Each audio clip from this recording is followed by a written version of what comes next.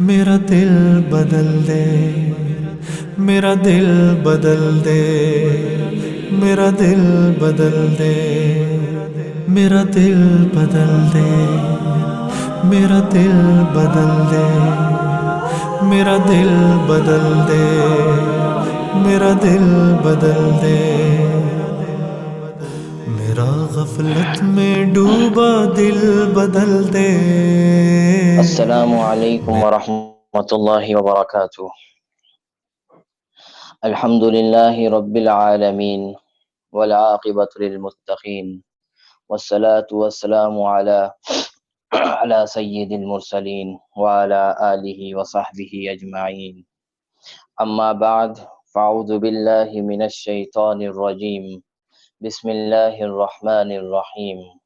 قال اللہ تبارک وتعالی الحمد للہ رب العالمین الرحمن الرحیم مالک یوم الدین ایاک نعبد و ایاک نستعین اہدنا الصراط المستقیم صراط الذین انعمت علیہم غیر المغضوب علیہم ولا الضالین، صدق اللہ العظیم۔ وقال النبی صلی اللہ علیہ وسلم انما الاعمال بالنیات او کما قال علیہ الصلاۃ والسلام۔ رب اشرح لی صدری ویسر لی امری واحلل عقدۃ من لسانی یفقہوا قولی۔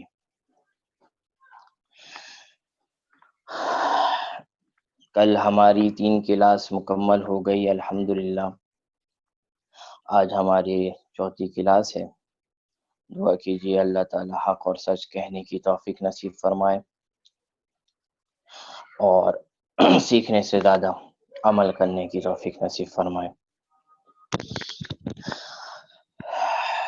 کل جو احادیث مبارکہ پڑھی تھیں وہ کچھ احادیث اسلام کا جو پہلا رکن ہے کہ اللہ کی گواہی دینا اور رسول اللہ صلی اللہ علیہ وسلم کا آخری نبی ماننا، اس سے متعلق ایک حدیث، اور اسلام کا جو دوسرا رکن نماز تھا اس سے متعلق کچھ احادیث پڑھی تھیں۔ آج جو ہمارے پاس احادیث ہیں وہ اسلام کے تیسرے رکن اور چوتھے رکن سے تعلق رکھتی ہیں، یعنی زکوٰۃ اور حج۔ اور آج اور روزے سے متعلق جو احادیث ہیں وہ ہم نے پہلے دن پڑھ لی تھی۔ تو آج کے درس کی جو ہماری حدیث ہے وہ حدیث نمبر 11 ہے، اور جو میری کتاب معارف الحدیث کتاب الزکوٰۃ ہے اس کی حدیث نمبر 3 ہے۔ بسم اللہ الرحمن الرحیم۔ عن عائشة قالت سمعت رسول الله صلى الله عليه وسلم يقول ما خلطت الصدقة مالا قط إلا أهلكته، رواہ البخاری۔ حضرت امی عائشہ رضی اللہ تعالی عنہا ارشاد فرماتی ہیں کہ میں نے رسول اللہ صلی اللہ علیہ وسلم کو فرماتے ہوئے سنا۔ آپ علیہ السلام فرماتے تھے کہ جب زکوٰۃ انسان کی مال میں مخلوط ہو جائے، یعنی خلط اور ملت ہو جائے، اور لوگ اس مال میں سے زکوٰۃ ادا نہ کریں اور وہ زکوٰۃ جو ہے وہ مال میں ہی رہے، شامل رہے، تو رسول اللہ صلی اللہ علیہ وسلم نے فرمایا وہ چند پیسے جو زکوٰۃ کے ہیں وہ آپ کے پورے جو مال ہے اس کو تباہ و برباد کر دے گا۔ زکوٰۃ کی جو چند پیسے دیتے ہیں اپنے، اس کی جو زکوٰۃ کا جو نصاب اور زکوٰۃ کے جو مسائل ہیں وہ انشاءاللہ کسی دن ڈسکس کریں گے۔ ابھی صرف اتنا بتاؤں کہ زکوٰۃ کے اندر جو مال کا جو 40واں حصہ جو نکالا جاتا ہے وہ اگر ہم نے زکوٰۃ کے مال میں سے جس کے اوپر زکوٰۃ فرض ہے وہ اگر نہیں نکالا، وہ زکوٰۃ، وہ تھوڑا سا زکوٰۃ کا حصہ، تھوڑا سا حصہ وہ پورے مال کو، آپ کے مال کو پورا تباہ و برباد کر دے گا۔ اور قرآن مجید میں آتا ہے یمحق اللہ الربا ویربی الصدقات، اللہ تعالیٰ سود کو گھٹاتے ہیں۔ سود جس مال میں شامل ہو جائے وہ سود کی وجہ سے وہ مال جو ہے وہ خراب ہو جاتا ہے، وہ مال بھی خراب ہو جاتا ہے، پورا تباہ و برباد ہو جاتا ہے۔ لیکن زکوٰۃ کے بارے میں اور صدقات کے بارے میں اللہ تعالیٰ ارشاد فرماتے ہیں وَيُرْبِي الصَّدَقَاتِ، اور صدقات اور زکوٰۃ کے ذریعے اللہ تعالیٰ مال میں بڑھوتری نصیب فرماتے ہیں، مال کو بڑھاتے ہیں زکوٰۃ کی وجہ سے۔ ہمیں ظاہر میں تو یہ نظر آتا ہے کہ زکوٰۃ کی وجہ سے ہمارا مال جو ہے کم ہو رہا ہے اور سود کی وجہ سے ہمارا مال بڑھ رہا ہے، حالانکہ ایسا نہیں ہے۔ اللہ تعالیٰ ارشاد فرماتے ہیں کہ زکوٰۃ سے مال جو ہے وہ بڑھتا ہے اور سود سے مال کم ہو جاتا ہے، ختم ہو جاتا ہے۔ اسی طرح جن مال میں سے زکوٰۃ ادا نہ کی جائے، اس زکوٰۃ کے نہ ادا کرنے کی وجہ سے بھی وہ جو مال ہے وہ مال تباہ و برباد ہو جاتا ہے، کیونکہ جو زکوٰۃ ہوتا ہے، زکوٰۃ کا جو پیسہ ہوتا ہے وہ مال کا ایک طریقے کا میل ہوتا ہے، اور جب یہ میل اس مال میں سے نکل جائے تو وہ جو آپ کا دوسرا جو بینک بیلنس ہے وہ آپ کا بالکل صاف ہو جاتا ہے، پیور ہو جاتا ہے۔ لیکن وہی میل کچیل اس مال میں رہے تو اس میل کے ذریعے اس کے ذریعے آپ کا پورا مال جو ہے وہ خراب ہو جاتا ہے۔ جیسے ہم مثال کے طور پر دو چیز اگر رکھتے ہیں، جیسے ہم مثال کے طور پر رکھیں کہ دو کھانے کی چیز ہے، ایک خراب ہے اور ایک صحیح ہے، اگر دونوں کو ایک ساتھ ہم ملا کے رکھ دیں تو ایک دن کیا ہوگا، جو خراب چیز ہے وہ صحیح چیز کو بھی خراب کر دے گی۔ اگر کوئی ایگزامپل کوئی فروٹ رکھا ہوا ہے، کوئی آم ہے، کوئی خربوزہ ہے، ایک خراب ہے اور ایک صحیح ہے، دونوں کو ایک ساتھ رکھ دیا جائے تو کیا ہوگا، صحیح والا اپنا جو اثر ہے وہ اس کے اوپر، خراب کے اوپر نہیں چھوڑے گا، لیکن خراب جو ہے وہ صحیح والے پہ اپنا اثر چھوڑ دے گا۔ تو خرابی انسانوں کے اندر اور مال کے اندر زیادہ جلدی سے پھیلتی ہے۔ تو یہ زکوٰۃ ایک خراب مال ہے جو مسلمان کو نکالنا چاہیے، اپنے زکوٰۃ یہ میل ہے، تو اگر نہیں نکالا، جیسے وہ پھل دوسرے صحیح پھل کو خراب کر رہا ہے، اسی طرح یہ مال دوسرے مال کو خراب کر دے گا۔ تو خصوصی طور پہ اس کی توجہ دینے کی ضرورت ہے۔ جن کے اوپر زکوٰۃ فرض ہے وہ زکوٰۃ اپنی ادا اہتمام کے ساتھ کریں، اور اس کے مسائل انشاءاللہ کسی دن کسی کلاس میں ڈسکس کریں گے۔ اب جو ہمارے پاس حدیث ہے وہ حج سے متعلق ہے۔ بسم اللہ الرحمن الرحیم۔ عن ابی ہریرہ رضی اللہ تعالی عنہ قال قال رسول اللہ صلی اللہ علیہ وسلم من حج فلم يرفث ولم يفسق رجع كيوم ولدته الام، رواہ البخاری والمسلم۔ ہماری حدیث نمبر 12 اور کتاب الحج حدیث نمبر 148، حضرت ابو ہریرہ رضی اللہ تعالی عنہ ارشاد فرماتے ہیں کہ رسول اللہ صلی اللہ علیہ وسلم نے ارشاد فرمایا،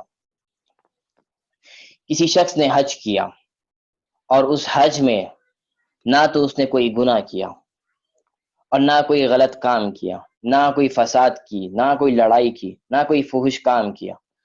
اگر کوئی شخص حج کر رہا ہے اور ان سارے گناہوں سے بچ رہا ہے، نہ لڑائی کر رہا ہے وہاں پہ، نہ فسق و فجور میں مبتلا ہے، نہ فحش گوئیوں میں مبتلا ہے، نہ دوسرے گناہوں میں مبتلا ہے، تو رسول اللہ صلی اللہ علیہ وسلم فرماتے ہیں اگر ایسا کوئی شخص ہے تو جب حج کر کے وہ لوٹتا ہے، جب اس کا حج مکمل ہو جاتا ہے، جب اس کے حج کے تمام ارکان سے جب وہ فارغ ہو جاتا ہے، تو رسول اللہ صلی اللہ علیہ وسلم فرماتے ہیں کہ وہ شخص ایسا ہو جاتا ہے جیسے ابھی اس کی ماں نے اس کو جنا ہو۔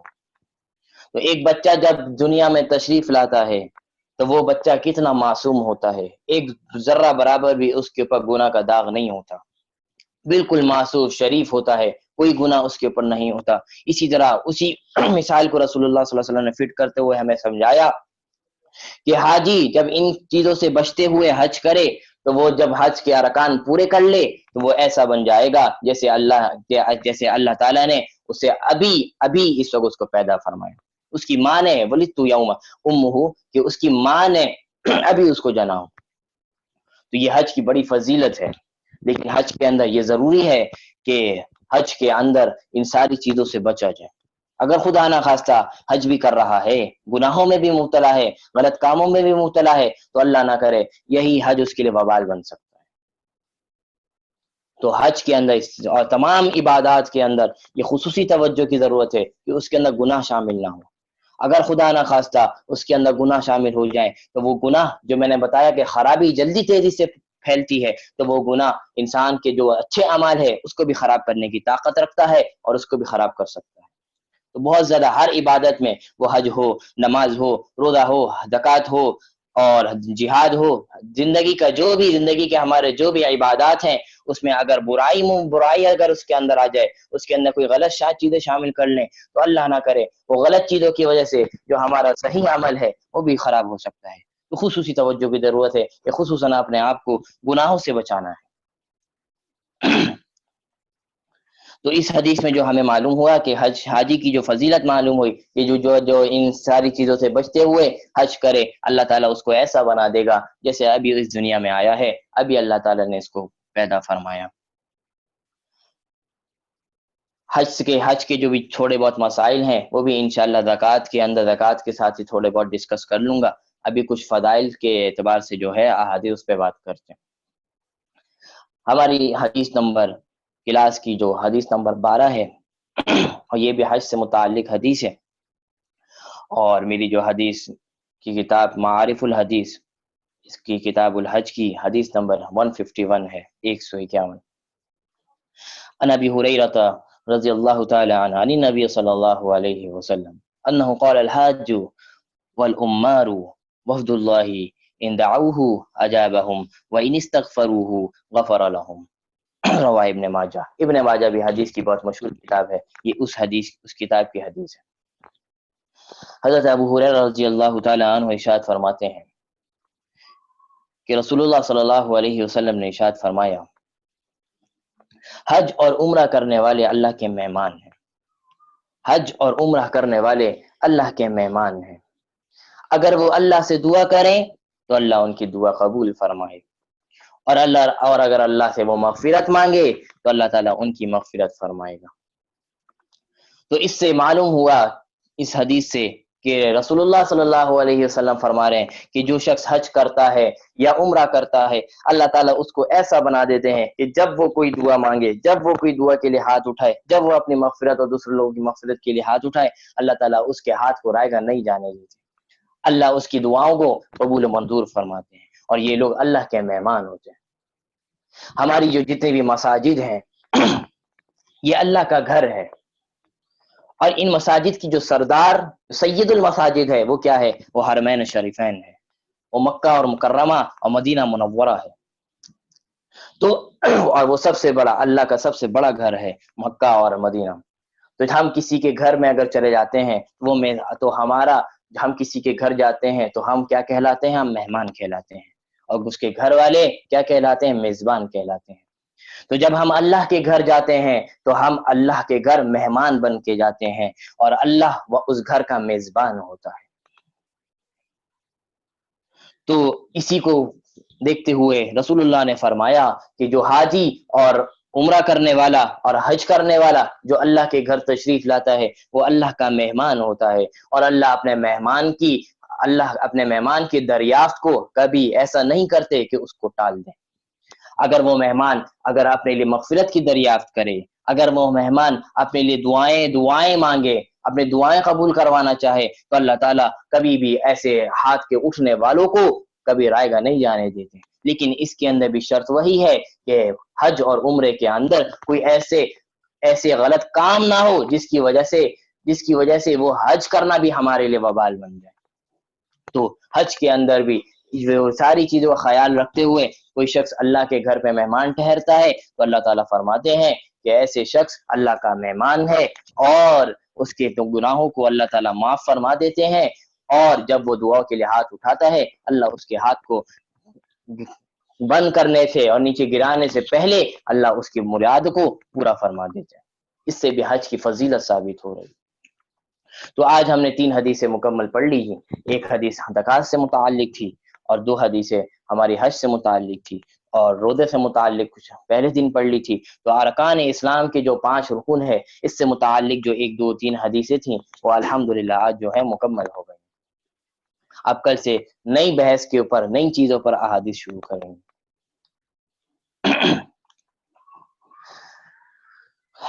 کل جو کچھ فقہی مسائل بتائے تھے، امید ہے آپ تمام خواتین کو یاد ہوں گے، اور اگر نہیں بھی یاد کچھ بھول جائیں تو پوچھ لیا کریں اپنے اساتذہ، اپنے علماء اور اپنے معلمات آپ کے سامنے موجود ہیں، ان سے پوچھ لیا کریں، ان کے ذریعے پوچھ لیا کریں، انشاءاللہ آپ کی وہ چیزیں پوری کر دی جائیں گی، بتلا دی جائیں گی۔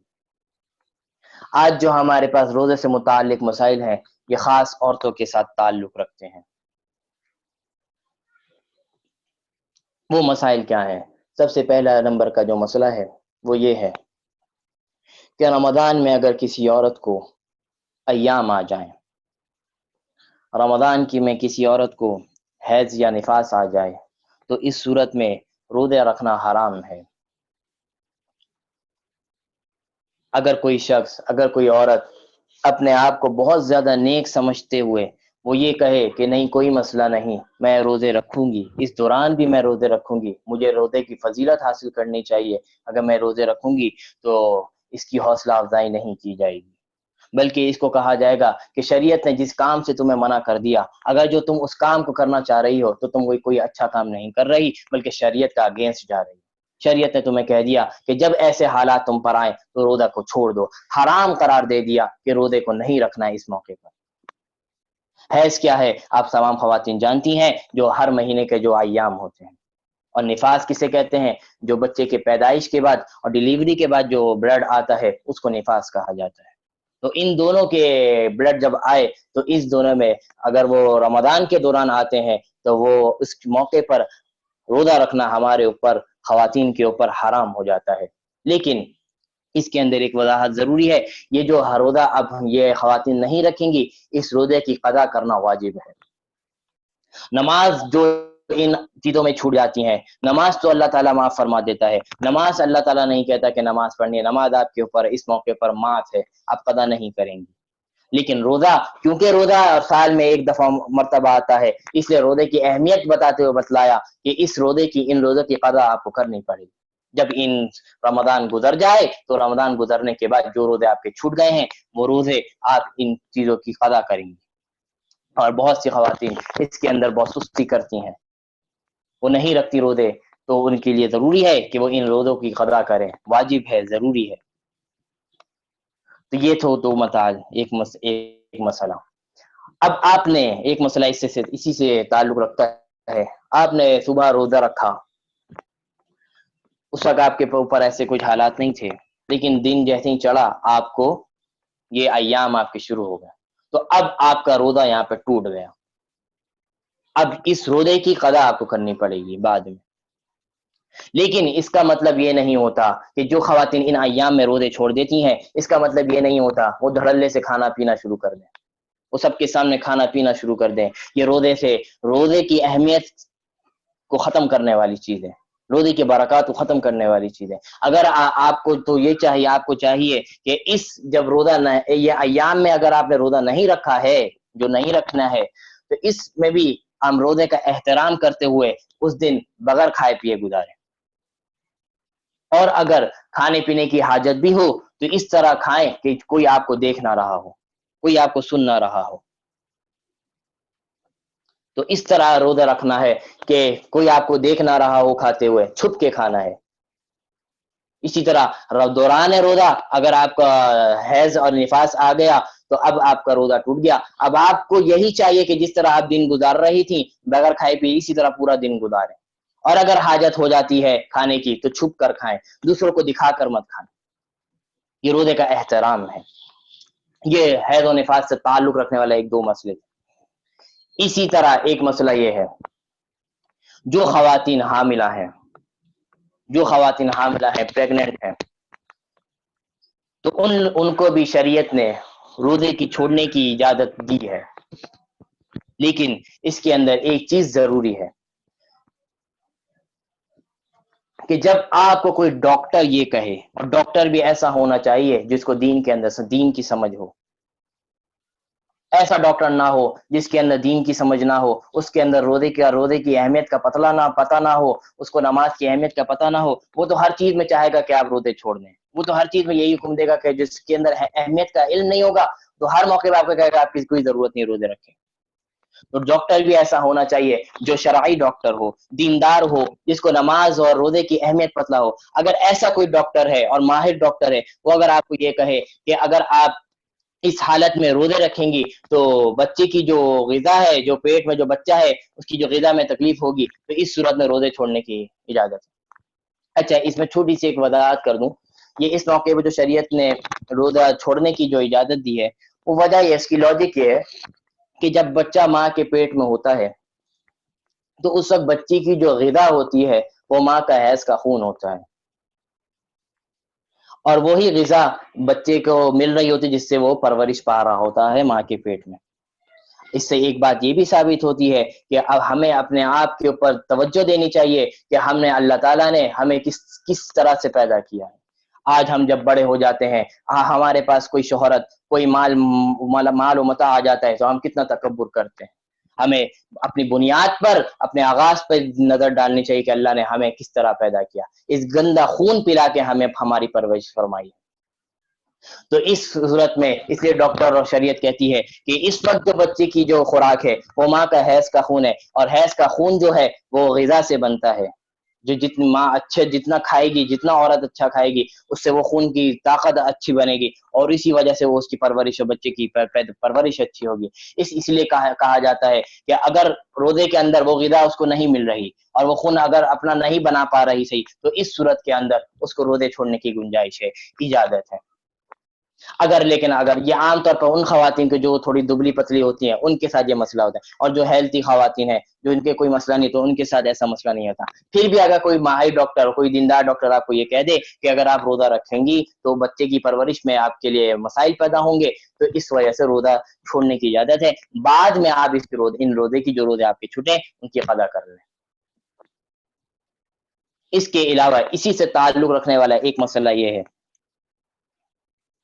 کہ جن بچوں کی پیدائش ہو جاتی ہے، یعنی وہ اس دنیا میں مہمان بن کر جب آ جاتے ہیں، تب اب ایک اس بچی کی ذمہ داری اور عورت کی ذمہ داری کیا ہے کہ اس کو دودھ پلانا، اس کو فیڈ کروانا۔ اب اس موقع پر بھی شریعت نے اجازت دی ہے، اگر آپ کا جو فیڈ کروانے میں کوئی مسائل پیدا ہو رہے ہیں، آپ کے دودھ بنانے میں جب غذا آپ کے تک نہیں پہنچ رہی، کیونکہ دودھ بھی جو بنتا ہے وہ آپ کی غذا سے بنتا ہے، جب روزے میں آپ کی جب غذا پوری نہیں ہوگی تو دودھ بھی کم ہو سکتا ہے، اور بچوں کے لیے اگر کوئی ایسا مناسب ہے کہ کوئی دوسرا دودھ اگر اس کے لیے مناسب ہے، کوئی دوسرا دودھ پلایا جا سکتا ہے یا کوئی دوسری پلا سکتی ہے، کوئی ایسا مسئلہ ہو تو پھر روزے رکھیں۔ اور اگر آپ کو ہی پلانا ہے اور بچہ کوئی دوسرا دودھ اس وقت نہیں پلا، بہت نومولود بچہ ہے، تو آپ کو اپنا ہی دودھ پلانا ہے، ماں کا دودھ پلانا ہے، تو اس صورت میں بھی شریعت نے اجازت دی ہے کہ روزے کو چھوڑ سکتے۔ اور اس میں بھی یہی ڈاکٹر کا مشورہ لیں گے، اور ڈاکٹر بھی دیندار ہونا چاہیے۔ اگر وہ آپ کو کہے کہ اگر آپ روزے رکھیں گی اس حالت میں تو دودھ پلانے میں جو مسائل پیدا ہوں گے اور دودھ بنانے میں مسائل پیدا ہوں گے، تو اس صورت میں بھی بچے کی پرورش اور بچے کی غذا کو دینا زیادہ ضرورت ہے، اس لیے شریعت نے اجازت دی آپ روزے چھوڑ دیں، بعد میں ان روزوں کی قضا کر لیں۔ اور اگر ایسے کوئی مسائل نہیں ہے، دودھ پلانے میں کوئی پرابلم نہیں آ رہی روزے رکھنے کے باوجود بھی، پھر اگر روزہ آپ نے رکھا ہے تو روزے کی حالت میں بچوں کو دودھ پلانے سے روزہ نہیں ٹوٹتا۔ تو یہ چند مسائل تھے جو خاص عورتوں سے تعلق رکھتے تھے، وہ مسائل میں نے آپ کو بتلا دیے۔ اللہ تعالی ہمیں سیکھنے کی، سمجھنے کی توفیق نصیب فرمائے۔ تو آج کے جو مسائل تھے وہ بھی الحمدللہ مکمل ہو گئے۔ اب جو کل کا ٹاپک تھا ہمارا، جو کل نہیں ہو سکا تھا وقت کی کمی ہونے کی وجہ سے، آج اس کو ہم کمپلیٹ کرتے ہیں۔ وہ کیا ہے کہ رسول اللہ صلی اللہ علیہ وسلم کو اللہ تعالیٰ نے نبی کیسے بنایا، نبوت کیسے عطا فرمائی۔ رسول اللہ صلی اللہ علیہ وسلم کے بارے میں نے بتلایا تھا کہ رسول اللہ صلی اللہ علیہ وسلم کی جب عمر مبارک 40 سال ہو گئی، 40 سال اور ایک دن ہو گئی، تو اللہ کے نبی کو اللہ تعالیٰ نے نبوت عطا فرمائی۔ اب وہ نبوت حاصل کرنے کا جو مرحلہ تھا وہ اس طرح کا تھا کہ رسول اللہ صلی اللہ علیہ وسلم نبوت ملنے سے پہلے بھی اللہ کی عبادت بہت زیادہ کیا کرتے تھے۔ جب اللہ کے نبی کو جب نبی نہیں بنایا گیا تھا، اس وقت بھی اللہ کے نبی بہت زیادہ اللہ تعالیٰ کی عبادت کیا کرتے تھے، اور اللہ کے نبی یہ چاہتے تھے کوئی ایسے یکسوئی والا ماحول میرے لیے پیدا ہو جائے جس کی وجہ سے میں اللہ کی عبادت اچھی طریقے سے کر سکوں اور کوئی وہاں پہ ڈسٹربنس پیدا نہ ہو۔ تو اسی چیز کو سوچتے ہوئے رسول اللہ صلی اللہ علیہ وسلم مکہ سے قریب ایک پہاڑی ہے غار ہیرا، جس کو غار ہیرا کہتے ہیں، جبل نور ہے، پہاڑی کا نام جبل نور ہے، اور اس پہاڑی کے اندر ایک غار ہے، اس غار کا نام غار ہیرا ہے۔ تو اس غار ہیرا میں تشریف لے جاتے تاکہ اللہ کی عبادت اچھی طریقے سے ادا کر سکے، کیونکہ وہاں پہ کوئی ایسا ڈسٹربنس، کوئی آنے والا نہیں ہے، کوئی آپ کسی ڈسٹرب کرنے والا نہیں ہے۔ اس لیے اس موقع پر رسول اللہ صلی اللہ علیہ وسلم غار ہیرا تشریف لے جاتے تھے تاکہ وہ عبادت یکسوئی کے ساتھ کر سکیں۔ اور اس وقت رسول اللہ صلی اللہ علیہ وسلم کی جو زوجہ محترمہ اس وقت تھیں وہ حضرت خدیجہ رضی اللہ تعالیٰ عنہ، کیونکہ رسول اللہ صلی اللہ علیہ وسلم کی پہلی شادی 25 سال کی عمر میں ہوئی حضرت خدیجہ رضی اللہ تعالیٰ عنہ سے۔ تو ایک دن جب رسول اللہ صلی اللہ علیہ وسلم غار ہیرا میں بیٹھے تھے، اللہ کی عبادت کر رہے تھے، اس وقت تک نبوت آپ کو نہیں ملی تھی، اس موقع پر حضرت محمد صلی اللہ علیہ وسلم کے پاس سب سے بڑے فرشتوں کے سردار سید الملائکہ حضرت جبریل علیہ السلام آپ علیہ السلام کے پاس تشریف لے آئے اور انسانی روپ میں تشریف لے کر آئے۔ آپ کے پاس آئے تو آپ ایک دم سے چونک گئے، یہ کون آ گیا؟ تو حضرت جبریل نے کہا کہ میں اللہ کا بھیجا ہوا فرشتہ ہوں، آپ گھبرائیں۔ حضرت جبریل نے کہا اللہ تعالیٰ نے مجھے آپ ایک کام دے کر بھیجا ہے، وہ کام یہ ہے، اور کہا اقرأ بسم ربک الذی خلق، پڑھیں، پڑھیں، اقرأ کا ترجمہ ہوتا ہے پڑھیں۔ کیا پڑھیں؟ اقرأ بسم ربک الذی خلق، پڑھیں اللہ کے نام سے، پڑھیں اللہ کے نام سے جس نے آپ کو پیدا کیا، جس نے تمام لوگوں کو پیدا کیا، اس کے نام سے پڑھیں۔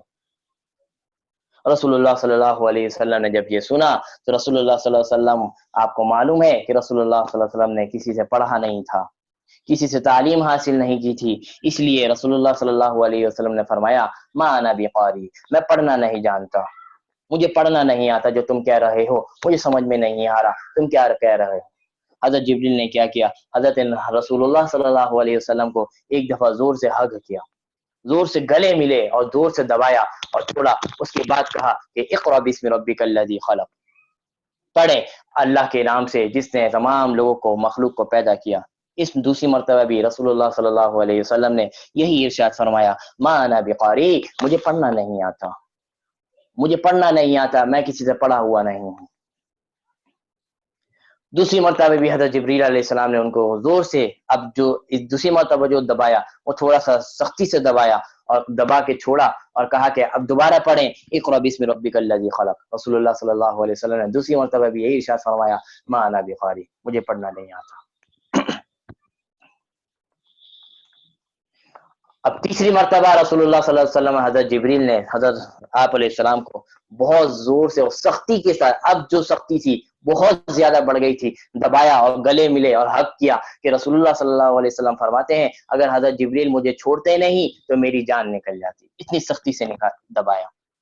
اور جب تیسری مرتبہ جب دبایا اور جب چھوڑا تو رسول اللہ صلی اللہ علیہ وسلم نے کیا پڑھنا شروع کیا؟ اقرأ بسم ربک الذی خلق۔ رسول اللہ کی زبان سے بھی یہ چیز جاری ہو گئی، اقرأ بسم ربک الذی خلق، خلق الانسان من علق، اقرأ ربک الاکرم۔ یہ چند آیات تھی جو اس موقع پر رسول اللہ صلی اللہ علیہ وسلم کو جب پہلی نبوت جو ملی ہے، تو یہ جو آیات ہے تقریباً جو سورۃ العلق کی 5 آیات ہیں، یہ 5 آیت ابتدائی وحی ہے۔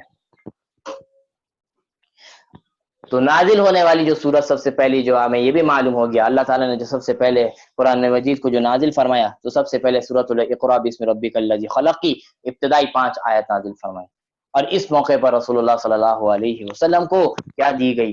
نبوت دی گئی، اللہ کے نبی کو نبی بنا دیا گیا۔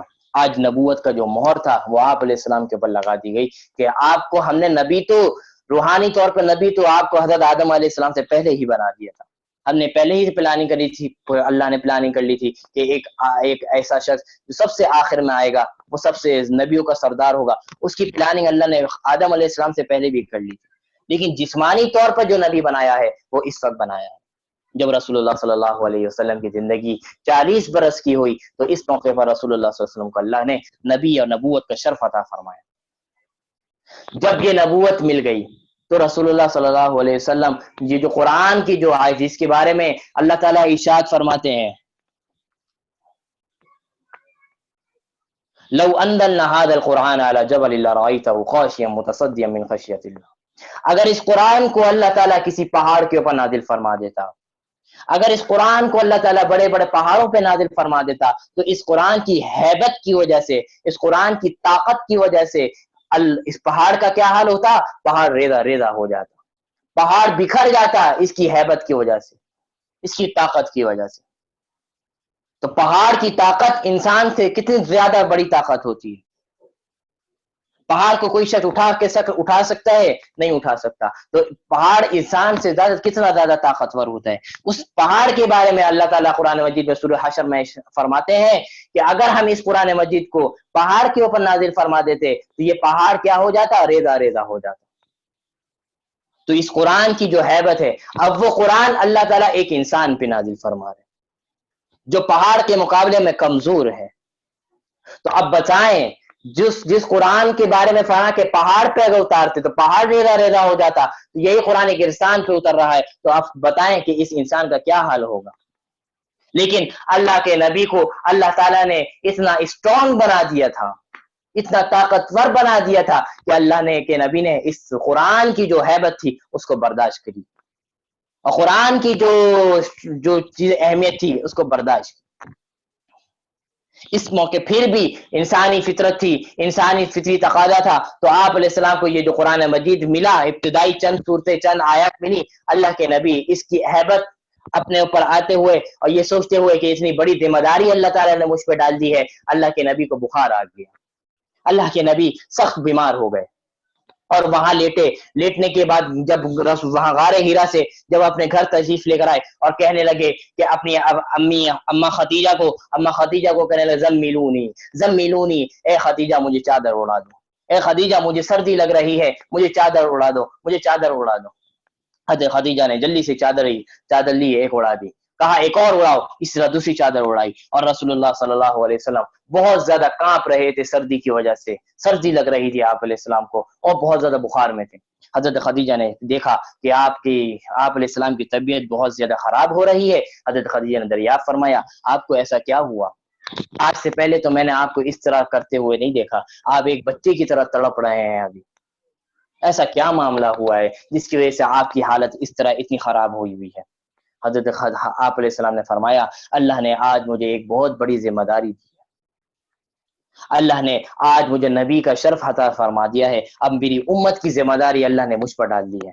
یہ جو اس وقت کا جو ماحول تھا وہ جہالت میں ڈوبا ہوا تھا، اللہ کے نبی یہ سوچ کے پریشان کہ میں کیسے اس اسلام کو ان لوگوں تک پہنچاؤں گا۔ تو اس چیز کا ہیبت آپ علیہ السلام کے اوپر بہت زیادہ تھا، اس کی وجہ سے آپ علیہ السلام بہت زیادہ آپ کی طبیعت خراب ہو گئی۔ حضرت خدیجہ سے کہنے لگے اس لیے میری طبیعت خراب ہوئی ہے۔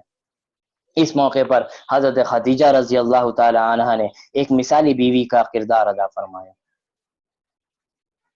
ایک مثالی بیوی کا کردار ادا فرمایا، اور تمام بیویوں کے لیے یہ مثال دے دی کہ اگر کوئی شوہر کسی مصیبت میں مبتلا ہو جائے، اگر کوئی شوہر کسی پریشانی میں مبتلا ہو جائے تو اس کے ساتھ کھڑے رہنا ہے۔ حضرت خدیجہ نے آپ علیہ السلام کو فرمایا آپ پریشان کیوں ہوتے ہیں؟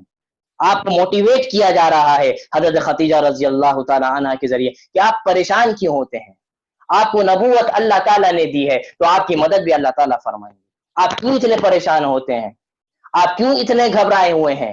اللہ نے آپ کے چنا ہے، نبی بنایا، تو اللہ ہی آپ کی مدد فرمائے گا، آپ فکر نہ کریں۔ آج ہماری بیویاں بدقسمتی سے کیا کرتی ہیں، جو چند سب کی بات نہیں کر رہا، جو چند ہے جب کسی پریشانی میں کسی مبتلا ہو جاتا ہے تو بیویاں کیا کرتی ہیں اس سے الگ ہو جاتی ہیں، اس کے اوپر جو ساری زندگی اس نے اچھے کام کیے وہ سارے اس کے اوپر پانی پھر جاتا ہے، وہ کہتی ہے کہ آپ سے تو شادی کر کے میں نے غلطی کر لی، اس طرح کے جملے آتے ہیں۔ ان کو چاہیے تو یہ تھا کہ شوہر کے ساتھ کھڑی ہو کے اس کے شانہ بشانہ کھڑے ہو کے اس کے جو حالات آئے ہیں اس کا مقابلہ کریں۔ تو یہ حضرت خدیجہ رضی اللہ تعالی عنہ نے ایک مثال قائم کر دی کہ جب کسی کے اوپر کوئی ایسی پریشانی آئے تو اس کے ساتھ کھڑے ہونا ہے، اس کے خلاف نہیں جانا۔ جیسے حضرت خدیجہ کھڑے ہو کے کہنے لگی کہ آپ پریشان کیوں ہوتے ہیں، آپ فکر میں مبتلا کیوں ہوتے ہیں، اللہ آپ کی امداد فرمائیں گے۔ آپ اور اس طرح تسلی دی، آپ تو ایک چھوٹے بچے تھے، آپ کے تو والدین بھی اس دنیا سے رخصت ہو گئے تھے، آپ کو کس نے سہارا دیا ہے؟ اللہ تعالیٰ نے سہارا دیا ہے۔ تو جب جس اللہ نے آپ کو بچپن میں نہیں چھوڑا، تو آپ تو آج ماشاءاللہ نبی بن چکے ہیں، اس وقت تو نبی بھی نہیں بنے تھے، اس وقت اللہ نے آپ کو نہیں چھوڑا، آپ یتیم تھے، اس وقت اللہ نے آپ کو نہیں چھوڑا، اس موقع پر اللہ آپ کو کیسے چھوڑ سکتا ہے؟ تو یہ تسلی دی جا رہی ہے حضرت خدیجہ رضی اللہ تعالی عنہ کی طرف سے کہ آپ پریشان نہ ہو، اللہ آپ کی مدد فرمائے۔ تو یہ تھا نبوت ملنے کا مختصر واقعہ۔ اس کے بعد رسول اللہ صلی اللہ علیہ وسلم نے آہستہ آہستہ اس تبلیغ کا کام شروع کیا مکہ سے،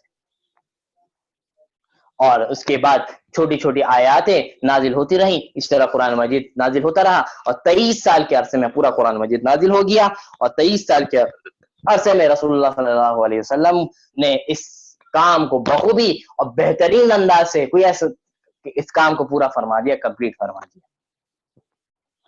یہ تھا نبوت ملنے کا مختصر واقعہ۔ آج ہمارے پاس جو چوتھی چیز ہے وہ ہے کچھ موٹیویشنل باتیں۔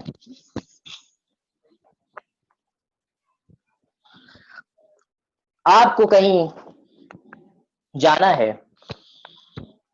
آپ شادی میں جا رہے ہیں، آپ کسی کے گھر جا رہے ہیں، آپ کسی ایونٹ میں شرکت کے لیے جا رہے ہیں، کسی ضروری جگہ جا رہے ہیں، اور راستے میں کوئی آپ کے سامنے کوئی پرابلم آ جائے، کوئی ٹریفک بند ہو، کوئی راستہ بند ہو، وہاں پہنچنے میں دشواری پیدا ہو، تو آپ کیا کرتے ہیں؟ آپ کو شادی میں جانا ہے، آپ کے عزیز کی شادی ہے، قریبی رشتہ دار کی شادی ہے، آپ کیا کرتے ہیں؟ آپ وہاں سے بیک ہو کے دوبارہ گھر چلے جاتے ہیں کہ راستے بند ہیں، اب مجھے گھر جانا ہے، اب میں جا نہیں سکتا؟ کیا کرتے ہیں آپ؟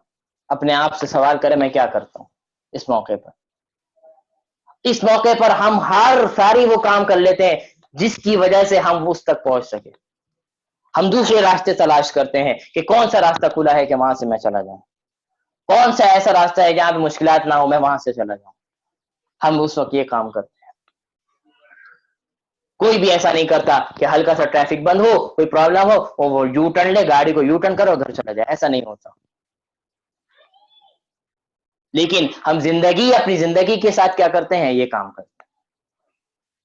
ہم اپنی زندگی میں، اپنی لائف میں کہیں کسی مشکل میں پھنس جاتے ہیں، کسی مسائل میں گرفت ہو جاتے ہیں، کوئی مسئلہ ہمارے پاس آ جاتا ہے، تو ہم کیا کرتے ہیں؟ ہم دو کام کرتے ہیں اس موقع پر۔ ایک تو یہ کرتے ہیں کہ مصیبت کو اپنا آخری سمجھ دیتے ہیں، اب میں اس کے بعد کچھ کر نہیں سکتا، اب مصیبت آ گئی، اب میں پیچھے ہو گیا، اب میں کچھ نہیں کر سکتا۔ ایک تو کام یہ کرتے ہیں، مصیبت کو ہی اپنے مبتلا غم میں رہتے ہیں کہ بھائی مجھے مصیبت ہے، اب میں کیا کروں، بیٹھے رہتے ہیں۔ جیسے کوئی شخص شادی میں جا رہا ہے، مصیبت کوئی پریشانی آ گئی تو وہ سیدھا گھر آ جائے۔ اس کی مثال ایسی ہی ہے کہ زندگی میں کوئی پریشانی آئے، وہ وہاں پر رہے اور پیچھے بیک ہو جائے، آگے مصیبت کو سامنا نہ کر سکے، بیک ہو جائے، وہ ایسا شخص ہے۔ دوسرا کام کیا کرتے ہیں؟ کوئی مصیبت آ جاتی ہے تو اللہ پہ بلیم کرنا شروع کر دیتے ہیں کہ میری قسمت میں تو یہی لکھا ہوا تھا، میری قسمت تو ہے ہی ایسی، میرے نصیب میں تو یہی لکھا ہے، میں کچھ کر نہیں سکتا، میں کچھ کرتا ہوں تو یہی ہو جاتا ہے۔ ہم یہ دو کام کر رہے تھے۔ ایک بہت بڑے موٹیویشنل اسپیکر ہیں، وہ اپنے بیان میں کہہ رہے تھے، اپنی بات میں کچھ کہہ رہے تھے کہ جب آپ چائے پیتے ہیں تو چائے جب پیتے ہیں تو اس کے اوپر، چائے کے اوپر بلائی ہوتی ہے، ملائی ہوتی ہے، تو کیا کرتے ہیں آپ؟ چائے کو چھوڑ دیتے ہیں یا چائے کو، ملائی کو ہٹاتے ہیں اور چائے پی لیتے ہیں؟ کیا کرتے ہیں؟ چائے کو پھونک مارتے ہیں، ملائی کو پھونک مارتے ہیں، چائے کو، ملائی کو ساتھ سے ہٹاتے ہیں اور چائے پی لیتے ہیں۔ اسی طرح جب ہم زندگی میں پریشانی آ جاتی ہے، کوئی مصیبت آ جاتی ہے، تو ہمیں کیا کرنا ہے؟ ہمیں یہ کرنا ہے کہ اس مصیبت کو لات ماریں۔ لات مارنے کا مطلب یہ ہے کہ اس مصیبت کا حل تلاش کریں اور اس کو پھونک ماریں، اس مصیبت کو ہٹائیں، آگے بڑھیں۔ ہم کیوں دوسروں کی باتوں کو اپنے اوپر لے کر یہ کہہ دیتے ہیں کہ لوگ جب ہم کے اوپر تنقید کرتے ہیں کہ تم کچھ نہیں کر سکتے، تم کچھ نہیں کر سکتے، ہم دوسروں کی باتوں میں کیوں آ کے ہم آگے نہیں بڑھتے؟ جیسے ہم چائے کو نہیں چھوڑ رہے اسی طرح ہم آگے بڑھنے کو کیوں چھوڑ رہے ہیں؟ تو جب کوئی مصیبت آ جائے، جب کوئی مسئلہ آ جائے تو سب سے پہلے اس مصیبت کے نکلنے کی کوشش کرنی ہے۔ اور قرآن مجید میں اس کی سب سے بڑی موٹیویشنل آیت قرآن مجید نے سورۃ الم نشرح میں ارشاد فرمائی، کیا فرمایا؟ ان مع العسر یسرا فإن مع العسر یسرا۔ ہر مصیبت کے ساتھ، ہر پریشانی کے ساتھ اللہ تعالیٰ نے دو آسانیاں رکھی ہیں۔ اب یہ دو آسانیاں کن کو ملیں گی؟ جو مصیبت کے موقع پر اس مصیبت سے نکلنے کی کوشش کریں۔ جو لوگ مصیبت میں مل کر وہیں اس جگہ پہ بیٹھ جائیں، اسٹاپ ہو جائیں، اپنے آپ کو بریک لگا دیں اور اللہ پہ بلیم ناشکری کرنا شروع کر دیں، تو ایسے لوگوں کے لیے کوئی وعدہ نہیں ہے کہ ان کے ساتھ آسانی پیدا ہو۔ جو دو آسانی جو اللہ تعالیٰ فرماتے ہیں جو لوگوں کے ساتھ پیدا ہوں گی، وہ ان لوگوں کے ساتھ پیدا ہوں گی جو لوگ مصیبت کے موقع پر، جو لوگ مصیبت اور پریشانی کے موقع پر دوسرے راستے تلاش کرتے ہیں، اس مصیبت سے نکلنے کی کوشش کرتے ہیں، وہ دوسرے آلات استعمال کرتے ہیں، دوسری چیزوں کو استعمال کرتے ہیں اور اسی مصیبت سے نکلنے کی کوشش کرتے ہیں اور اپنے دعاؤں میں اللہ تعالیٰ کو شامل رکھتے ہیں، تو ایسے لوگوں کے لیے اللہ تعالیٰ نے آسانیاں رکھی ہیں۔ تو سب کی لائف ہے، سب کی لائف میں کوئی نہ کوئی چھوٹی بڑی پرابلمس آتی ہیں، تو ہمیں اس پرابلمس کا مقابلہ کرنا ہے۔ فرمایا کہ دھوپ کا مقابلہ چھتری سے ساتھ کرو گے تو کبھی طاقتور نہیں بنو۔ دھوپ کا مقابلہ چھتری سے کرو گے تو کبھی طاقتور نہیں بنو گے۔ دھوپ کا مقابلہ کرو گے، چھتری کو پھینک کے کرو گے، تب طاقتور بنو گے، تب اسٹرانگ بنو گے۔ دھوپ آ رہی ہے، دھوپ سے مراد یہاں مصیبت ہے۔ اب مصیبت سے آ رہی ہے، تم اس سے مصیبت سے منہ چراؤ گے، اس سے پیچھے ہٹو گے، میں اس کام میں لگوں گا تو یہ چیزیں آ سکتی ہیں۔ اگر رسک زندگی میں نہیں لوگے تو کامیاب نہیں ہو سکتے، مطلب یہ ہے۔ تو دھوپ آ رہی ہے، آپ نے چھتری لے لی، کیا کمال کر لیا؟ دھوپ سے بچ گئے، کیا کمال کر لیا؟ کمال تو یہ ہے کہ دھوپ آئے اور دھوپ کے اندر آپ وہ کام کریں، دھوپ آپ کو پریشان کرے پھر بھی آپ ہمت نہ ہاریں، آپ چھتری کو پھینک دیں، آپ ہمت نہ ہاریں اور آگے بڑھیں، یہ کامیاب ترین انسان، اس سے انسان اور آگے بڑھے گا۔ اور دوسری چیز اس کے اندر خصوصی طور پر اپنی لائف کو کسی دوسری کی لائف پہ کمپیئر نہ کریں۔ آپ کی جو اللہ تعالیٰ نے لائف بنائی ہے، زندگی بنائی، اللہ تعالیٰ نے تمام لوگوں کی زندگی ایک جیسی نہیں بنائی، سب کو اللہ تعالیٰ نے برابر نہیں رکھا، کسی کو مال دیا ہے، کسی کو مال نہیں دیا ہے، کسی کو اچھے اخلاق دیے ہیں، کسی کو اچھے اخلاق نہیں دیے ہیں، کسی کو بینک بیلنس دیا ہے، کسی کو نہیں دیا ہے۔ تو یہ دنیا کا تو کیا کہتے ہیں، ایک مزاج ہے کہ کوئی اس کے اندر ایک جیسا نہیں ہے، سب مختلف ہے، اور یہ دنیا کا حسن ہے اس میں کہ ہر کوئی آپ کو ایک جیسا نہیں ملے گا، سب کی شکلیں الگ ہیں، سب کا روپ الگ ہے، سب کے عادات الگ ہیں، اسی طرح سب کے مال و دولت الگ الگ ہے۔ تو انسان کو اپنی لائف میں ہمیشہ خوش رہنا چاہیے، اپنی زندگی میں ہمیشہ خوش رہنا چاہیے۔ اگر ہمارے اوپر کوئی بڑے ہیں، کوئی دو بچے ہیں، اگر ہمارے بچے کے پاس کچھ کم ہے، دوسرے کے بچے کے پاس کچھ زیادہ ہے، تو اس کے اندر غم کرنے کی کیا ضرورت ہے کہ اس کو اللہ تعالیٰ نے اتنا دیا، مجھے کم دیا؟ تو ہمیں تو خوش ہونا چاہیے۔ ہمیں تو دین رسول اللہ صلی اللہ علیہ وسلم نے فرمایا، یہ بہت بڑی حدیث، موٹیویشنل حدیث، رسول اللہ صلی اللہ علیہ وسلم نے فرمایا کہ دنیا کے معاملے میں ہمیشہ اپنے چھوٹے والوں کو دیکھو اور دین کے معاملے میں ہمیشہ اپنے اوپر والوں کو دیکھو۔ آج ہم کیا کرتے ہیں؟ بالکل اس کے اگینسٹ جا رہے ہیں۔ دین کے معاملے میں کیا کرتے ہیں کہ کوئی شخص اگر 2 وقت کی نماز پڑھ رہا ہے اور میں 3 وقت کی نماز پڑھ رہا ہوں، تو ہم فخر کرتے ہیں کیا کہ یار مجھ سے چھوٹا ہے، وہ دیکھو 2 وقت، میں تو 3 وقت کی پڑھ رہا ہوں نا، اور کیا چاہیے مجھ سے؟ کتنے ایسے لوگ ہیں جو روزہ نہیں رکھتے، میں روزے تو رکھ رہا ہوں، کتنے ایسے لوگ ہیں جو تراویح نہیں پڑھتے، میں تراویح تو پڑھ رہا ہوں۔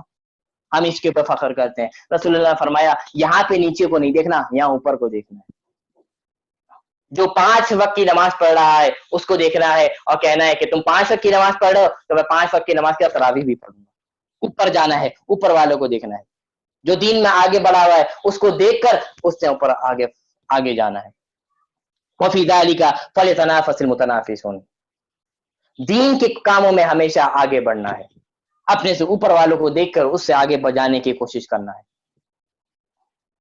لیکن اس کے اندر بھی تکبر نہیں کرنا، تکبر نہیں آنا چاہیے کہ میں بہت بڑا عبادت گزار ہو گیا۔ تکبر انسان کو ختم و برباد کر سکتی ہے۔ اور دنیا کے معاملے میں کیا کرنا ہے؟ ہمیشہ نیچے والوں کو دیکھنا ہے. ہم کیا کرتے ہیں دنیا کے معاملے میں؟ کیا دیکھتے ہیں؟ ہم سے جو اوپر ہیں، اوپر اسٹیج پر، ان کو دیکھ رہے ہوتے ہیں کہ اس کے پاس اتنے بڑے گھر ہیں، اس کے پاس اتنی بڑی بڑی گاڑیاں ہیں، میرے پاس کچھ نہیں ہے. اسی وجہ سے ہم کیا رہتے ہیں، ہمیشہ ہم مستقبل بھی ہمارا برباد کرتے ہیں اسی سوچ میں، حال کو بھی برباد کر لیتے ہیں، اور ماضی تو ہو ہی گیا برباد. تو ہمیشہ اپنی لائف میں اپنے سے دنیا کے معاملے میں نیچے کو، اگر کسی کے پاس سائیکل ہے، کسی کے پاس بائک ہے، تو یہ سوچنا چاہیے اللہ تعالیٰ نے مجھے کار دی ہے، اللہ کا کتنا شکر ادا ہے کہ اللہ نے مجھے گاڑی کی سہولت دی. کسی کے پاس سائیکل ہے تو بائک والا شکر کرے کہ اللہ نے مجھے بائک دی ہے. کسی کے بائک ہے تو کار والا شکر کرے کہ اللہ نے مجھے کار دی ہے. کسی کے پاس مال کم ہے تو وہ ان لوگوں کو دیکھے اور کہے کہ اللہ نے الحمدللہ مجھے اتنا مال دیا ہے، اور ان لوگوں کی مدد کرے جو ان کے نیچے طبقے. اگر یہ چیز ہمارے اندر پیدا ہو جائے تو ہم کبھی لائف سے کبھی پریشان ہوں گے، لائف میں کبھی غم زدہ ہوں گے، ہمیشہ خوش رہیں گے. اور اپنے ہمیشہ خوش رہنے کے لیے ایک بہت کرامت بات بتانے جا رہا ہوں، ایک بڑا قیمتی نسخہ بتانے جا رہا ہوں کہ جب آپ کے پاس کوئی غم، کوئی پریشانی آ جائے تو اس کے اندر کچھ ایسی تعویلات نکالیں جس کی وجہ سے آپ کا دل خوش ہو جائے. جیسے ہم کوئی غلطی کر دیتے ہیں، ہم سے کوئی غلطی ہو جاتی ہے تو ہم کیا کرتے ہیں، ہم غلطی اپنی نہیں مانتے اتنی آسانی سے، ہم اس کے اندر تعویلات پیش کرتے ہیں کہ یہ اس وجہ سے ہوا تو یہ ایسا ہو گیا، اگر یہ نہیں ہوتا تو یہ ایسا ہو گیا. بھئی اپنی غلطی مان لو، تم نے غلطی کر لی، غلطی مان لو، تمہاری وجہ سے ایسا ہو گیا، ٹھیک ہے. غلطی والوں کو اللہ تعالیٰ، جس نے تواضع اللہ کے لیے اختیار کیا، اللہ تعالیٰ اس کا بلندی نصیب فرمائیں گے. ہم وہاں پہ کیا کرتے ہیں، اپنے لیے تعویلات پیش کرتے ہیں کہ اس وجہ سے ایسا ہو گیا، میری اس میں کوئی غلطی نہیں، اگر یہ نہیں ہوتا تو یہ صحیح ہو جاتا. ایسے کرتے ہیں. یہ کام، یہی کام جو ہم اپنے آپ کو ثابت کرنے، سچے ثابت کرنے کے لیے کر رہے ہوتے ہیں، یہ کام اپنی زندگی میں مصیبت کے موقع پہ کر لیا جائے. وہ کیسے؟ آپ کے اوپر کوئی پریشانی آ گئی، فار ایگزامپل آپ کا موبائل اسنیچ ہو گیا، اسنیچنگ ہو گئی، موبائل آپ کا کوئی لے گیا، کوئی بائک لے گئی، کوئی بائک کوئی چوری کر کے لے گیا، تو بہت غم کا موقع ہے کہ بائک چلی گئی، موبائل چلا گیا. تو اس موقع پر اپنے آپ کو خوش رکھنے کا کیا طریقہ ہے؟ اس موقع پر اپنے آپ کو خوش رکھنے اور اپنے آپ کو اطمینان دلانے کے لیے ہے کہ آپ یہاں پہ اس موقع پر یہ سوچیں کہ اللہ کا شکر ہے، اللہ کا شکر ہے کہ صرف موبائل گیا ہے، میری جان بھی تو جا سکتی تھی. اللہ کا شکر ہے صرف بائک گئی ہے، میرا کچھ اور بھی تو جلا جا سکتا تھا، اللہ نے میری جان بچا لی. آپ ایکسیڈنٹ میں بچ گئے، آپ کو کوئی چوٹ لگ گئی، آپ کو غم میں نہیں کرنا ہے میری ٹانگ ٹوٹ گیا کیا ہوگا کیا ہوگا، بلکہ اللہ کے اور اس موقع پر شکرانے ادا کہ اللہ تعالیٰ نے دوسرے بڑے جانی نقصان سے بچا لیا. آپ کی تو جان بھی جا سکتی تھی، صرف ٹانگ کو نقصان. اسی طرح کوئی پیسے آپ کے ختم، کوئی مصیبت آ گئی تو ہمیں یہ سوچنا چاہیے کہ اللہ نے چھوٹی مصیبت دی ہے، اس سے بڑی مصیبت بھی آ سکتی تھی، اللہ نے ہمیں اس مصیبت سے بچا کے رکھا. تو ہمیشہ ہمیشہ اپنی زندگی میں ایک تو پہلا کام یہ ہے کہ اپنی زندگی کو کسی دوسری لائف، دوسری زندگی سے کمپیئر نہ کریں، مقابلہ نہ کریں. آپ کو جو زندگی آپ اس میں خوش رہیں اور اس زندگی کو بہتر بنانے کی کوشش کریں، اپنے آپ کو آگے بڑھانے کی کوشش کریں. دوسروں کی جو باتیں ہیں، اگر کوئی صحیح بات کر رہا ہے، اگر کوئی آپ کی اصلاح کر رہا ہے تو آپ اس کی اصلاح مانیں.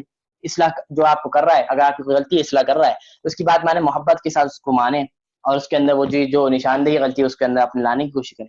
اور اگر کوئی بلا فالتو جو تنقید کر رہا ہے، آپ کے اندر وہ مرض نہیں ہے، آپ کے اوپر بلا وجہ تنقید کر رہے ہیں، تو آپ نہ اس کو جواب دیں، خاموش رہیں. ایسے لوگوں کے لیے خاموشی سب سے بڑا جواب ہوتا ہے. آپ جواب دیں گے، وہ دوسرا سوال کھڑا کر دے گا، آپ کتنے جواب دیں گے؟ حالانکہ پھر اس کے بعد پھر لڑائی جھگڑے کی نوبت آ جاتی ہے. تو اس موقع پر جب آپ کے اوپر کوئی تنقید آئے جس کے اندر آپ سمجھتے ہیں کہ اس کے اندر میرا کوئی قصور نہیں ہے، پھر بھی آپ کے اوپر تنقید آ رہی ہے، تو اس موقع پر آپ سب سے بہترین جواب کیا ہے؟ وہ خاموشی ہے. اپنے آپ کو خاموش رکھ لیں، ایک موقع آئے گا وہ خاموش ہو جائیں گے. آپ جواب دیں گے تو اس کا مطلب ہے آپ ان کو اور بولنے کا موقع دیں گے. آپ خاموش رہیں گے تو چند دن بولیں گے، خاموش ہو جائیں گے. تو اپنی لائف کو کسی کی دوسری لائف کے اوپر کمپیئر نہ کریں، اپنی لائف کے اوپر شکر ادا کریں. اللہ تعالیٰ نے ہمیں بہترین لائف دی ہے، بہترین زندگی دی، اور کوئی مصیبت آ جائے تو اس کے اندر خوشی کا پہلو نکالنے کی کوشش کریں، کوئی آسانی کا پہلو نکالنے کی کوشش کریں. اور اس کے علاوہ کوئی زندگی میں کوئی پریشانی میں پھنس جائیں تو اس سے نکلنے کی کوشش کریں، نہ کہ اس کے وہاں پر آپ نے آپ کو بریک لگا لیں. آپ کسی فیلڈ میں ہیں، آپ اسٹڈی میں ہے، اگر آپ انجینئرنگ میں ہیں، آپ انجینئرنگ نہیں کر پا رہے، آپ کے لیے مصیبت پریشانی آ رہی ہے، تو آپ کیا کریں؟ پڑھائی چھوڑ کے بیٹھ جائیں؟ نہیں، آپ دوسری فیلڈ چینج کر لو، آپ بیک ہو جاؤ، دوسری فیلڈ لے لو، آپ وہاں سے آگے بڑھو، انشاءاللہ وہاں سے آگے بڑھو.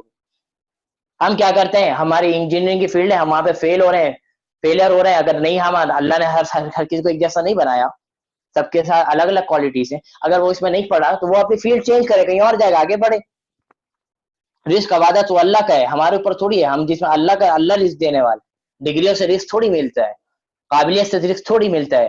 رزق کا وعدہ تو اللہ, اللہ تو کافروں کو بھی رزق دیتا ہے, جو مسلمان نہیں. ہم تو پھر مسلمان. تو اپنی فیلڈ چینج کریں, نہ کہ اس وہاں پہ بریک لگا لیں, اسٹڈی کو کلوز کر دیں کہ مجھے پڑھنا ہی نہیں, مجھے پڑھنا ہی نہیں آتا. آج کا نوجوان بہت زیادہ اس وقت جو فیلئر ہے اس وجہ سے کہ اپنی وہ چھوڑ دیتا ہے, وہ کہہ دیتا ہے کہ میں اب کچھ نہیں کر سکتا. کوئی جاب ہے, کوئی جاب سمجھ میں نہیں آ رہی, کام کرنے میں مسئلہ آ رہا ہے, تو آپ وہ جاب لیفٹ کر دیں, چھوڑ دیں, جس میں کام وہاں جائیں, نہ کہ آپ اس کو چھوڑ کے گھر بیٹھ جائیں. آپ دوسرا کام کریں, کسی کام میں پرابلمس آ رہی, دوسرے کام میں جائیں, دوسری فیلڈ اختیار کریں. تو اپنے آپ کو اسٹیپ بائی اسٹیپ آگے بڑھانے کی کوشش کریں, بیک نہ لے کے جائیں. ایک دن اب کیا آئے گا, بلندی کے عروج پہ پہنچ جائیں گے. ہم ناکام کب ہوتے ہیں, جب اپنے آپ کو بریک لگا لیتے ہیں. تو الحمدللہ آج کا جو وقت تھا وہ بھی تقریباً مکمل ہو چکا ہے, اور جو چاروں ٹاپک تھے الحمدللہ آج مکمل ہو گئے. سب سے پہلے نمبر پہ احادیث مبارکہ جو زکات سے متعلق پڑھی, کچھ عورتوں سے تعلق رکھنے والے مخصوص فقہی مسائل ہو گئے, نبوت کا جو طریقہ اور ملنے کا جو طریقہ تھا, اور حضرت خدیجہ نے جو مثالی کردار عطا فرمایا, وہ چیز آپ کے سامنے آ گئی, اور کچھ موٹیویشنل باتیں ہو گئیں. تو اللہ تعالیٰ سے دعا ہے کہ اللہ تعالیٰ اس کو اپنے عمل میں لا دے, ہمارے عمل میں لا دے. واخر دعوانا الحمد للہ رب العالمین. دعا کر لیتے ہیں. اللہم صلی علی محمد. اللہم الحمد للہ رب العالمین والعاقبۃ للمتقین. اللہم صلی علی محمد وعلی ال محمد کما صلیت علی ابراہیم وعلی ال ابراہیم انک حمید مجید. اللہم بارک علی محمد وعلی ال محمد کما بارکت علی ابراہیم وعلی ال ابراہیم انک حمید مجید. ربنا آتنا فی الدنیا حسنہ وفی الآخرۃ حسنہ وقنا عذاب النار. ربنا ظلمنا انفسنا وان لم تغفر لنا وترحمنا لنكونن من الخاسرين. اللهم ارفع عنا البلاء والوباء. اللهم ارفع عنا البلاء والوباء. اللهم ارفع عنا البلاء والوباء. اللهم عافني. اللهم عافنا. اللهم عافنا. اللهم انك عفو كريم تحب العفو فاعف عنا. اللهم انك عفو كريم تحب العفو فاعف عنا. اللهم ربنا تقبل منا انك انت السميع العليم وتب علينا انك انت التواب الرحيم. یا اللہ ہم سے جو چھوٹے بڑے گناہ ہو جاتے ہیں, یا اللہ اس کو معاف فرما دے. یا اللہ ظاہر میں, پوشیدگی میں, یا اللہ دن کی تاریخ, رات کی تاریکیوں میں, دن کے اجالے میں, یا اللہ جو گناہ ہو رہے ہیں, رمضان رگ میں بھی, یا اللہ روزے کے اندر بھی ہم سے بہت سے گناہ ہو جاتے ہیں, یا اللہ معاف فرما دے. یا اللہ معاف فرما دے. یا اللہ اس کی وجہ سے ہمیں محروم نہ فرمائیے گا, ہمیں رمضان کی برکات سے محروم نہ فرمائیے گا. یا اللہ اس گناہوں کو معاف فرما دے. یا اللہ ہمیں یا اللہ ہمارے میں سے جو بیمار ہیں, یا اللہ ان کو صحت کاملہ نصیب فرما دیجیے. یا اللہ میری نانی جان بہت بیمار ہیں, یا اللہ ان کے لیے بھی دعا کیجیے, یا اللہ ان کو شفا کاملہ نصیب فرما دیجیے. یا اللہ اس کے علاوہ ہمارے خاندان میں, ہمارے باہر والوں میں, ہمارے دوست احباب میں, یا اللہ جو لوگ بیمار ہیں, جو اسپتالوں میں ہیں, جو اس مرض کی, جو کورونا وائرس کے مرض کی وجہ سے بیمار ہیں, یا دوسری وائرس یا دوسری چیزوں کی وجہ سے بیمار ہیں, اللہ سب کو شفا کاملہ نصیب فرما دیجیے. جو جہاں کہیں بیمار ہیں ان کو بیماروں کو یا اللہ شفا کاملہ نصیب فرما دیجیے. یا اللہ اس اکیڈمی کے لیے دعا کیجیے. یہ اکیڈمی دن بدن آپ کے لیے خدمت میں مبتلا کوشش میں ہے, ہمیشہ چاہتی ہے اس اکیڈمی کی آنر ان کے گھر والوں, ان کے والدین کو اپنی دعاؤں میں خاص طور پہ شامل رکھیں. یا اللہ ان کے اس کام میں یا اللہ اور برکت نصیب فرما دیجیے, استقامت نصیب فرما دیجیے, اور جو پریشانیاں اس کام کرنے میں آ رہی ہیں یا آتی ہیں اس سے اللہ نکال دے. یا اللہ اس سے نکال دے. یا اللہ حاسدین کی حسد سے بچا لے. یا اللہ شریروں کی شرارت سے بچا لے. یا اللہ ان کے والدین, ہمارے والدین, سب کے والدین کو یا اللہ ہمارے اس کا بدلہ ہمارے والدین تک پہنچا دے, ہمارے اساتذہ تک پہنچا دے, ہمارے دوست احباب تک پہنچا دے. اور یا اللہ اس دنیا سے جو رخصت ہو گئے, یا اللہ ان لوگوں کو, یا اللہ ان لوگوں کو, یا اللہ, یا اللہ ان لوگوں کو, یا اللہ جو دنیا سے رخصت ہو گئے سب کی کامل مغفرت فرما دیجیے, سب کی جنت میں اعلیٰ مقام نصیب فرما دیجیے. یا اللہ اس کلاس میں جو خواتین شامل ہیں, یا اللہ سب کی جائز مرادوں کو پورا فرما دیجیے. یا اللہ یہ جو اپنا قیمتی وقت نکال کے آتی ہیں, یا اللہ اس اوقات میں, یا اللہ اس اوقات میں, یا اللہ برکت نصیب فرما دیجیے. اس یہ چند جو ایک گھنٹہ بھی مشکل سے, یا اللہ اس گھنٹے بھر کو یا اللہ ہمارے لیے جنت میں جانے کا سبب بنا دے. یا اللہ جو خواتین اس جو شامل ہے ان میں کوئی اگر بیمار ہے، کوئی کسی مصیبت میں کسی پریشانی میں مبتلا ہے، یا ان کے گھر والوں میں ان کے خاندان والوں میں کسی کے اوپر ایسی سچویشن ایسے حالات ہیں، تو یا اللہ ایسے حالات سے ایسی بیماریوں سے ان لوگوں کو نکال دے۔ یا اللہ جو قرض کے اندر مبتلا ہے ان کو عافیت کے ساتھ ان کی قرض کے خلاصی نصیب فرما دیجیے۔ یا اللہ بہت سے لوگ ہمیں دعاؤں کے لیے کہتے ہیں، ہمیں بہت سے لوگوں کا تو نام بھی یاد نہیں رہتا اور بہت سے لوگوں کا نام یاد ہے، اور آپ کو کیا نام بتائیں، سب کے حال سے واقف ہیں۔